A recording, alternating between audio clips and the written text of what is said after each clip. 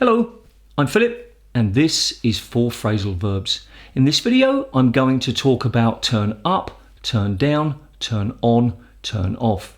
I'll start with the explanation and the examples, then there'll be the quiz for you to practice using those phrasal verbs, and finally the comment homework. Now you can see the times that each of those sections start, so if you want to go directly to that part of the video, you can do. Along the bottom is YouTube's new section dividers, so you can find those parts quickly as well, and also in the text description are quick jump links for you to just click and you'll be taken to that part of the video. So let's get started. All 4 of the phrasal verbs in this video have other meanings, and I'll be talking about those other meanings in future videos.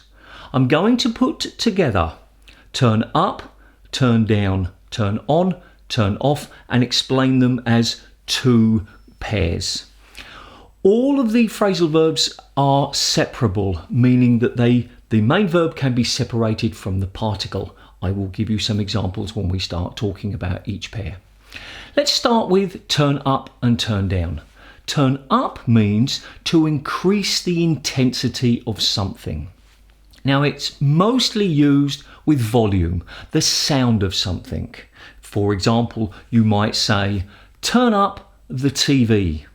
You might say, turn down the TV because it's too loud. Turn the TV up. Turn it up. Now, it is the TV in this context, but it could be something else. There could be multiple things. Turn them down if 2 people are listening to different videos on 2 mobile phones, for example. So both of those phrasal verbs are separable. Turn up, increase the intensity. It's nearly always used with volume, as I say, but it could be used with lights or other types of things that can be increased or decreased. Remember, if you use a pronoun in the middle between the main verb and the particle, you can only put it there. You cannot put it at the end. So these 3 sentences are correct. Turn up the TV. Turn the TV up, and turn it up. But you couldn't say turn up it. If a pronoun is used, it must be used between the main verb and the particle. The origin of this particular phrasal verb probably comes from the early electric and electronic equipment when things had dials, circular turning pieces of equipment, and you would turn something up or you would turn it down. Now nowadays many things just have sliders. You can slide your hand on your phone or tablet and increase the brightness of the screen or increase the volume, and the same for other things. TV remotes, for example, have buttons. It's unusual to have dials. So it probably had a clearer meaning in the past, but now things are different. Then it makes less sense. A little bit like the telephones, you would dial, which would be turning things, but now everything is a button. On to turn on and turn off. Well, these are very closely related to turn up and turn down. Again, because of the idea of switches that were left and right in a dial situation. Many things would be turned off and turned on, and then they would increase. They would be turned up and turned down. So to turn something on is to make something start. Often with an electrical item, like you might turn on the light, but also with liquids, plumbing, where you would turn on the tap. Now in the United Kingdom it was very common to have a hot and cold tap, whereas most places in Europe nowadays they have a lever that can be moved up and down, left and right to change the temperature and how much water is flowing. But originally you would turn something on and you would turn something off. So it's that simple. Its synonym would be switch for electrical items. Switch something on, switch something off. So some examples would simply be using the TV from the turn up and turn down. Turn on the TV. I want to watch the news. Turn off the TV. I need to read a book in peace and quiet. Turn it on, the TV.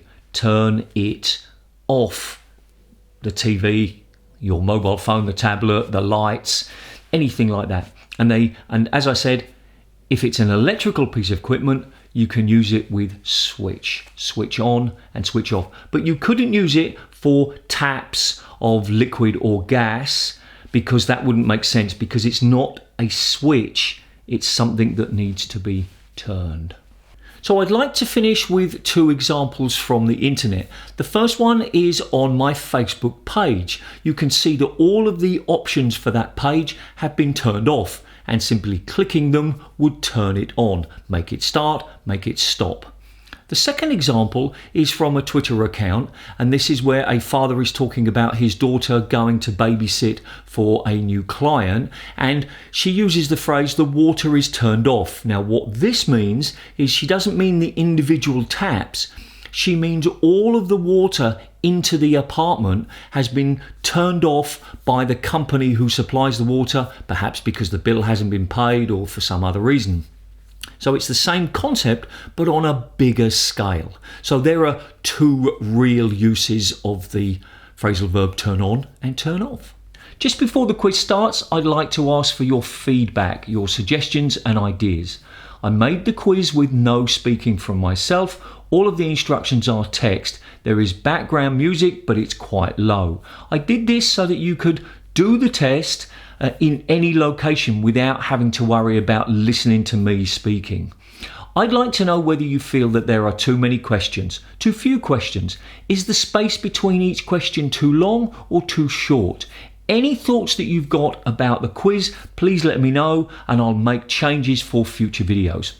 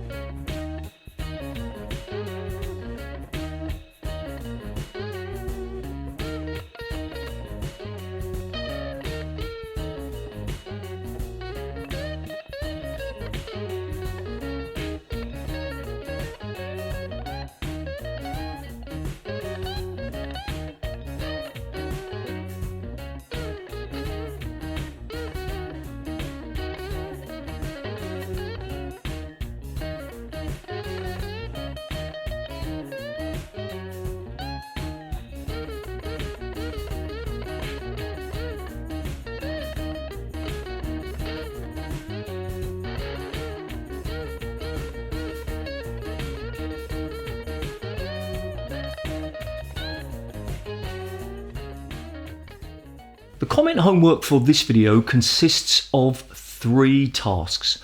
The first task is for you to use the phrasal verbs in a long sentence or a short paragraph. Now, because these phrasal verbs work well in 2 pairs, turn up, turn down, turn on, turn off, if you want to, you can combine both of those phrasal verbs into the long sentence or into the short paragraph. Try to use something that is real, something that happened to you quite recently, preferably because it's in your memory. But if you need to invent a situation as well, that's fine too. The second task is to translate the phrasal verb or the concept meaning of the phrasal verb into your native language. Please write the native language as a header in the comment, and then write obviously in your native language so that other people can see which language it is. I won't be able to check those because almost certainly I won't speak your language. And the third task in the comment homework is to give me real examples of those phrasal verbs being used. I would love to see lyrics from songs or lines from TV shows or movies, or even, like I did with one of the examples earlier on, something from social media, even if you find it in a book or a magazine or even a poem. Anywhere that you've seen these phrasal verbs, if you can find something, please post those in the comments. This is a video about me, my channel, and these videos. This is a basic introduction to phrasal verbs. Here is a subscription button. If you like this video, please give it a thumbs up and maybe consider subscribing. Thanks for watching, and remember, do something every single day to improve your English. See ya.